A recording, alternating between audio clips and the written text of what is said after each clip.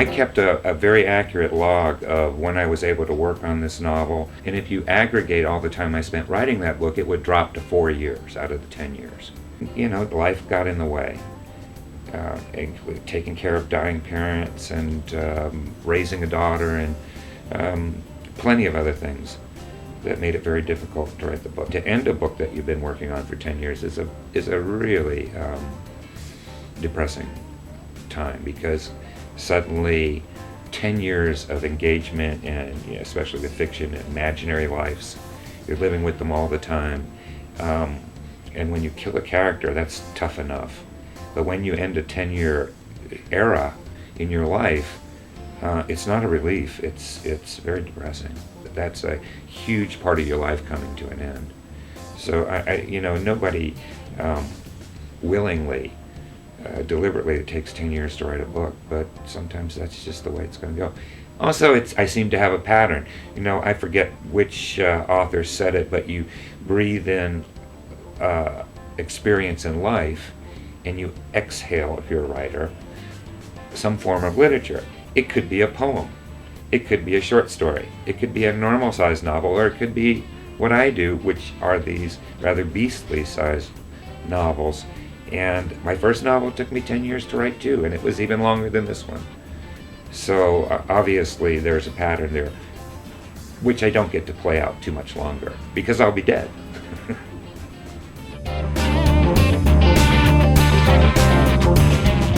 This to me is a terrible fallacy, and it's an obstacle to creativity and imagination, and it's bullshit. Anybody can imagine their way into anybody else's life. That's called empathy, and it's a fiction writer, a creative writer's greatest tool.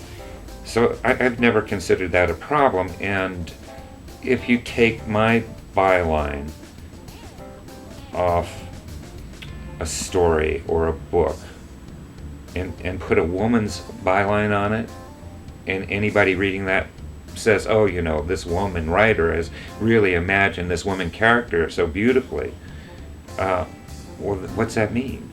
It means that my byline's the problem. It means my birth is the problem. It doesn't mean my writing talent is the problem. Look at women writers writing about men. They do a fantastic job. They always have. And are men so simple that women can easily imagine them, and women are so fucking complex that guys can't imagine them? So that's the first thing. Your imagination can take you anywhere.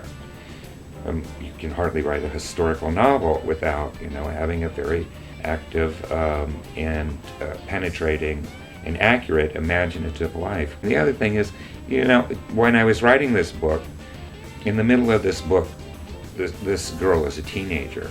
And I was raising a teenage girl when I was writing the book. If I get any aspect of my imagination falters in trying to create that female character, my wife is there to set me straight. If a writer can't imagine his or her way into the other's life, they're already a failed writer.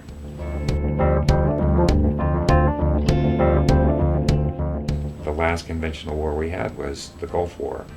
And to some extent the invasion of Baghdad, but not really. I mean, that's why W flew out onto that battleship and declared mission accomplished. As the conventional warfare went, it was not only mission accomplished, but mission ended for probably forever, because that was the end of conventional warfare. Everything since then has been a type of special operations and CIA paramilitary, and it becomes very intimate, small groups of guys and occasionally women, just in this continuous rolling guerrilla warfare conflict. The real fighters they're just a small number. To write about war, you have to, if you're writing about it from first-hand experience, you really have to be a bit more intimately involved than you would be saying going into Europe with the 82nd Airborne during World War II, or same thing in Vietnam. But war's still war, so it will still be about horror. It will still be about bands of brothers. I don't know what, and it will be about getting fucked by your government.